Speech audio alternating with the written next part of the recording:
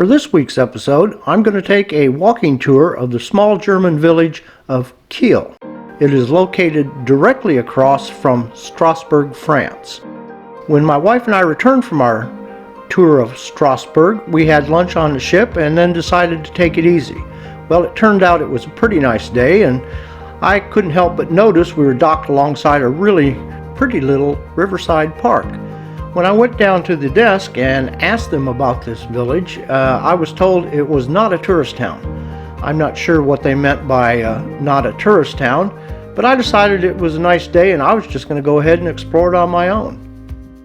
Now, I don't speak a single word of German, and as I'd mentioned in other videos, I have been completely disoriented between north, south, east, and west ever since I arrived in Europe, so I felt very confident in taking off on my own and exploring a town where probably no one would speak English. So I took off. Well, I managed to find my way into the town square, where it looked like they were setting up for a weekend festival.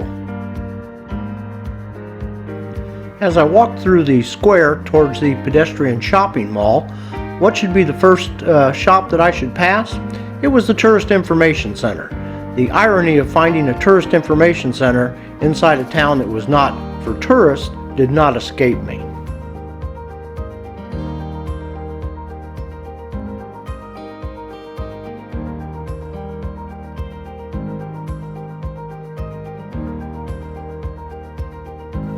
Just before leaving the town square, I turned around to take a look at the church. Now, this would be important to me in the future because I could see this steeple of this church from my balcony on the Viking Lynn.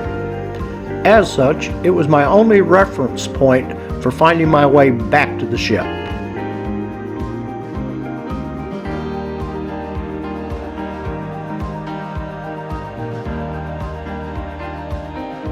A brief history of the village shows that it was first established around the year 1038.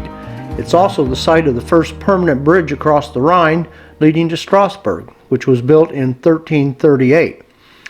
This town was invaded by France in 1678 and made part of France and served as a fort to protect Strasbourg in 1683. In 1770, Marie Antoinette was officially handed over to the French on her way to her ill-fated marriage to Louis XVI. The city continued to change hands from 1770 all the way up to 1953 before it was finally returned to Germany.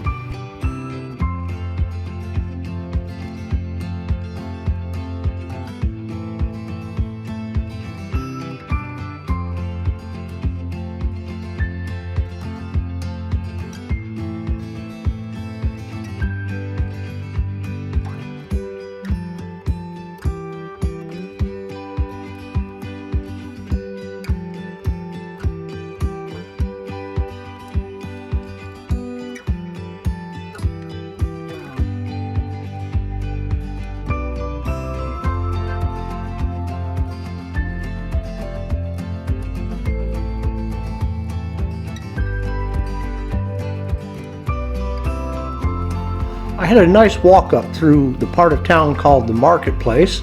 It appears as if at one time it was actually a street, which has now been turned into a pedestrian mall. It was full of shops, restaurants, and my favorite, the ice cream stores.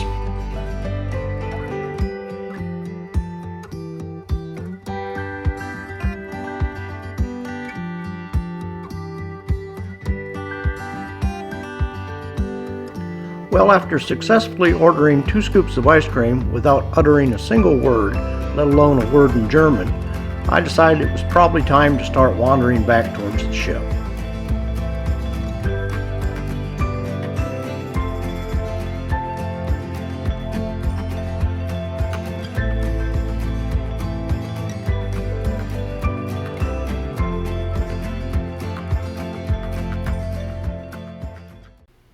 Using my free map from the Tourist Information Office, I was able to find this really nice footpath that followed around what would be called in this country an oxbow lake.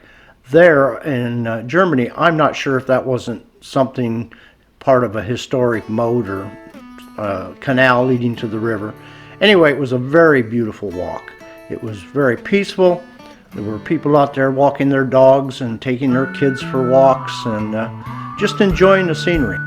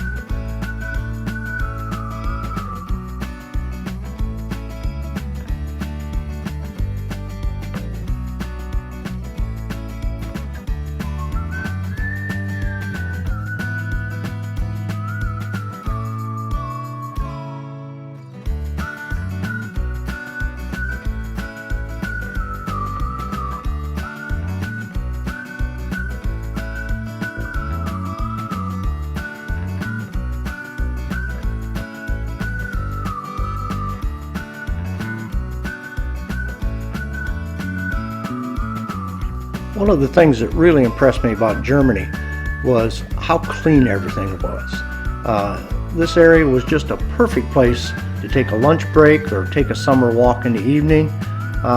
You couldn't have asked for a neater, cleaner, more relaxing place to walk, all within less than about a mile from where our ship was docked.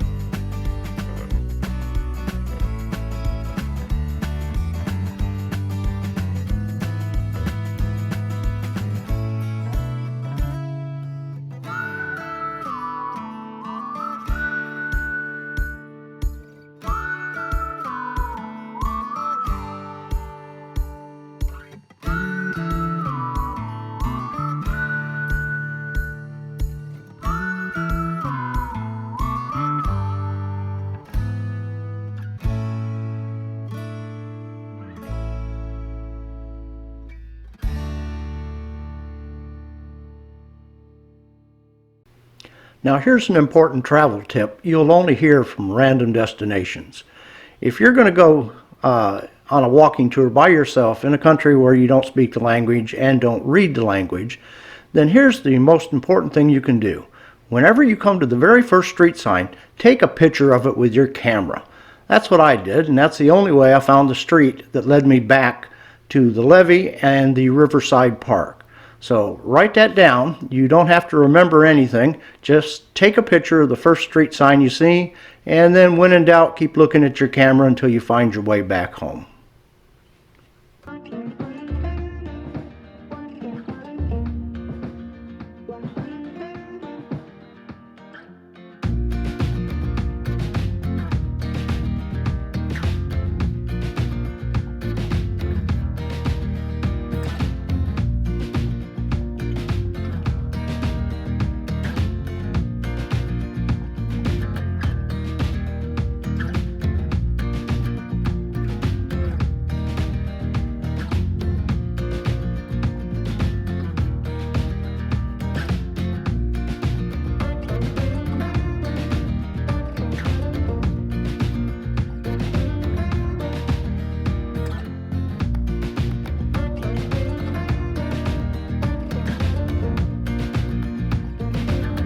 Well, using my random destinations travel tip, I found my way back to the river and headed back towards the ship.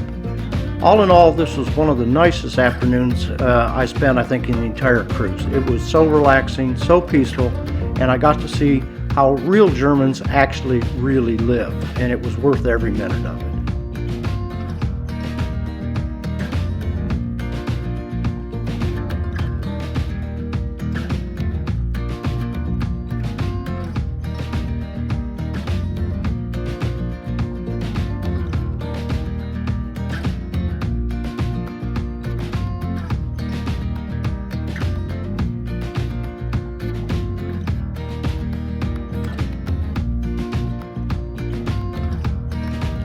When I got back on the ship after my little tour of Kehl, I told them how much I really enjoyed that little town in my walk around.